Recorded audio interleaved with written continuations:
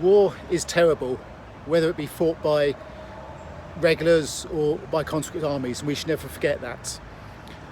But when we look at, say, the First and Second World Wars, what is particularly different about them is the degree to which they were fought by, well, everyone, the ordinary people of the country, people who would have had no interest in serving in the armed forces under any other circumstances. I'm here at my local war memorial, and you only have to look at the number of names on here for what would at the time have been a relatively small village to see that. And I mean, this isn't those who served, this is those who died. What I find interesting, we're trying to look at what was it like to be, what was this army like, these conscript armies, these armies of regular people who weren't the military types. And the books that I think I found most interesting to explain that are actually Spike Milligan's memoirs. So I have the first three of them here. And I think these, you might think of Spike Milligan as a comedian, and they are funny books, but these are the best books I've ever come across to tell us what was it like for the ordinary bloke serving in one of these wars. But despite the tranquil location, it's actually a bit noisy here, so I'm going to go somewhere quieter, and I'll read you a couple of extracts. Okay, so as I said, I've got the first three volumes here. So the first volume, Adolf Hitler, my part in his downfall. Hell of a title, hell of a picture. That covers the first period of his war. It's from when Spike was called up in 1940 through to the end of 1942, actually the early 1943, I think, when his battery, his Royal Artillery battery, arrived in Algeria as part of the follow-up forces for Operation Torch, the invasion of French North Africa. Now, I should say this in some ways I think is the weakest of the books. It's still a good book. I mean, I've just reread it and really enjoyed it. But it's not in chronological order. It's really lots of sort of vignettes or whatever. It's lots of little stories here and there of what they did. Because most of this period was, I guess, was training, basically. They weren't obviously in any kind of action. I think where he really hits his stride is with this second book. So this is Rommel, Gunner Who, A Confrontation in the Desert. And this covers the period of actual war from when they arrived in Algeria through to the fight in Tunisia, up to the fall of Tunis, which was the end of the North African campaign. And he now switches to it's chronological memoirs now. He's drawing from the battery's own diary, his diaries, occasionally some diaries of his friends like Harry Edgington, occasionally diaries and letters from Major Chatterjack, who's his commanding officer, who sounds actually quite a great guy, who I think was a regular soldier from before the war, but had this task of wielding these citizen soldiers into a fighting force where they weren't interested in military type stuff. They wanted to do the job. They really wanted to do the job, but they weren't interested in all the kind of the military bull, whatever. Yeah.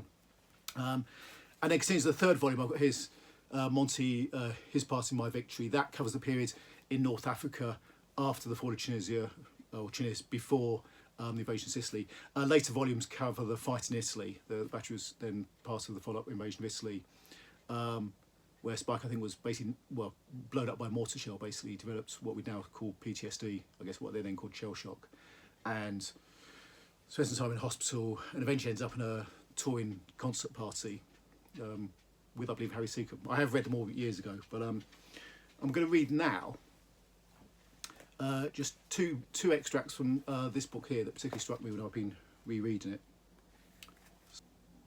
Eggs again, said Chalky White. We'll all be egg-bound soon. There's no happy in between. Back at X camp we all had the runs. Now we're all bound up like bloody concrete. True. I suppose the moment we get into action we'll all have the shits again, I said. I wonder what it's like. The shits? No. Action. We'll soon know all about it. They say it's very noisy. Action? No. The shits. It was night now. Distant flashes of gunfire lit the sky. Men sat in groups, talking, laughing, then, one by one, crawled into the pit. In the dark, cigarette ends glowed like fireflies. Somewhere a long way off, a goat bleated, and a lot of good it did him. While we slept, the First Army was having a bloody conflict establishing the character of the campaign. In the mountains, there was no scope for dashing armoured division pursuits on the flat as the 8th Army had enjoyed. This was an arduous, vicious slogging match of small groups of infantry charging up hilltops at bayonet points. And on this particular night, all hell was being let loose in the Kasserine Pass, with Rommel at his cavalier best, destroying the American opposition. And I love that fact that it starts with a little bit about, soldiers just talking as, ordinary blokes do.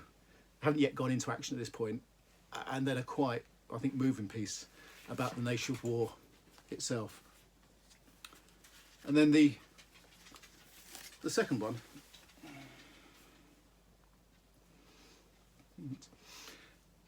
the signallers were all inside the Arab huts, which now glowed yellow with improvised oil lamps. I checked my Tommy gun for the night. I'd continually worked out in my mind the precautions I would take if confronted by Germans. It was a simple but highly effective plan. I would raise my hands above my head and say, I surrender. Through our door came Sergeant Dawson. Grinning evilly, he removed the blankets from my weary body. We're looking for our first hero casualty. We're laying a line to the OP. Tonight? Yes. I was just going to bed. It's Rita Hayworth's turn. Get your bloody boots on. I must get my rest, Sarge. People are saying I'm finished. I'll tell you when you'll be finished. 4 o'clock tomorrow morning. I pulled my boots on, got my pliers, Tommy gun, and slid into the dark.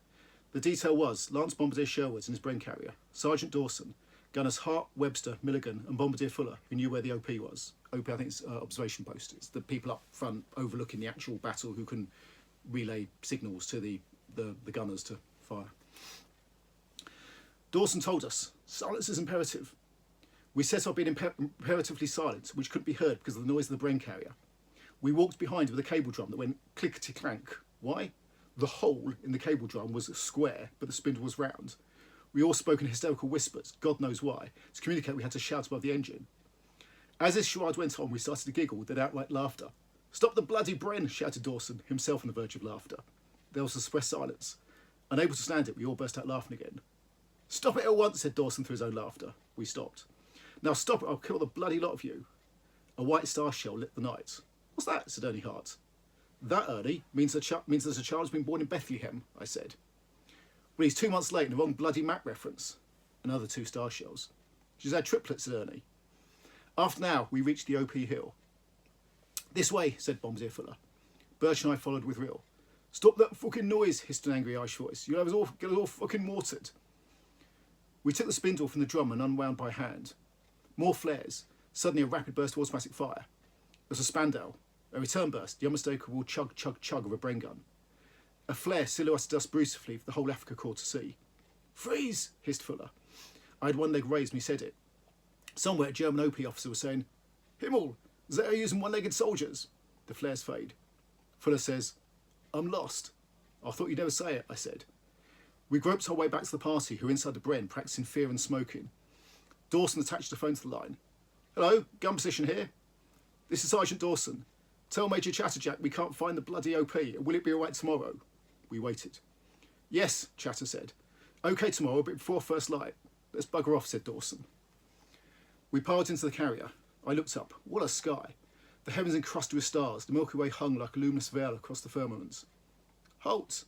2 sentries loomed in the dark. Friend or foe? Friends! We all screamed from the grovelling position. What's the password? Dawson tried explaining in a thick Geordie accent. Why, man, we don't know. We're gunners from the 56th Artillery. We were laying a line. The accent was sufficient for us to pass.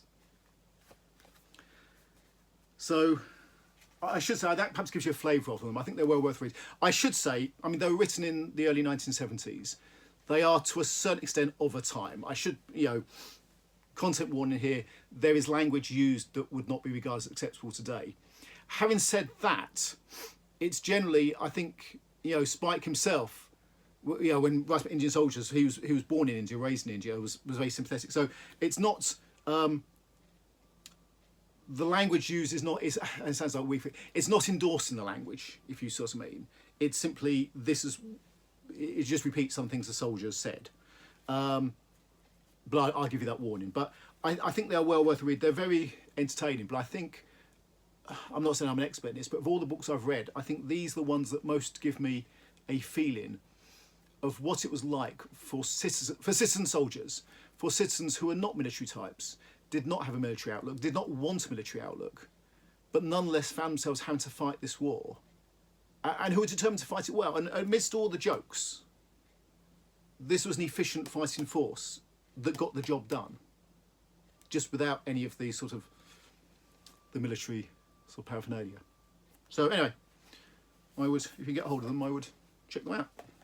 So, I suspect the cover might be, this is a very old copy. I suspect the cover might be different now. Who knows? I'll have to have a look next time in Waterstones. Okay, thanks, bye. Just also, I thought I should make the point, obviously war is not over. There's a war in Ukraine right now, but right here is Corporal Jack Stanley, who was from Lustra and died in 2012 in Afghanistan. So it's not over.